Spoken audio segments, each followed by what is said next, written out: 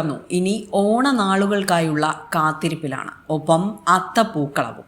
എല്ലാ വർഷത്തിൽ നിന്നും വ്യത്യസ്തമായി ഇത്തവണ കർക്കിടക മാസത്തിലാണ് അത്തമെത്തിയത്. അത്തത്തെ വരവേറ്റ വീട്ടുമുറ്റങ്ങളിലും പാതയോരങ്ങളിലും പൂക്കളം തീർത്ത കാഴ്ചകളാണ് ഇനിയുള്ള ദിവസങ്ങളിൽ. അത്തം പിറന്നതോടെ പുഷ്പവ്യാപാരത്തിനും വിലയേറുകയാണ്. തമിഴ്നാട്ടിലെ തോവാളയിൽ നിന്നാണ് പ്രധാനമായും തിരുവനന്തപുരത്തെ പല താലൂക്കുകളിലേക്കും പൂക്കളെത്തുന്നത്. ഇക്കുറി തമിഴ്നാട്ടിൽ കാലാവസ്ഥാ വ്യതിയാനം ഉണ്ടായതും മഴ തീരെ കുറഞ്ഞതും കൃഷിയെ കാര്യമായാണ് ബാധിച്ചത്.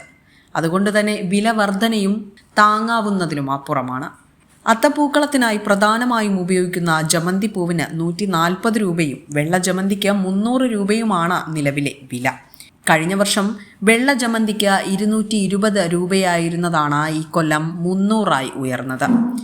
ജമന്തി പൂവിന് 100 രൂപയായിരുന്നു കഴിഞ്ഞ വർഷത്തെ വില. വാടാമുല്ലയ്ക്ക് കഴിഞ്ഞ വർഷം 230 ആയിരുന്നെങ്കിൽ ഇക്കൊല്ലം 320 രൂപയാണ് വില.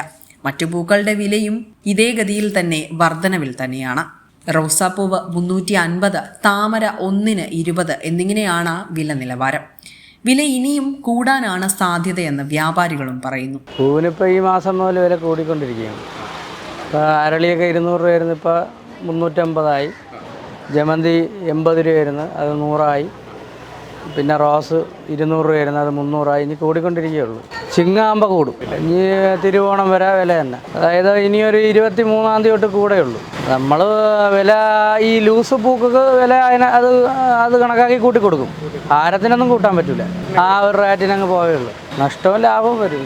തലേ ദിവസം തോവാളയിലേക്ക് ഓർഡർ നൽകിയാൽ പുലർച്ചെയോടെ പൂക്കൾ കടകളിൽ എത്തിക്കുകയാണ് പതിവ്.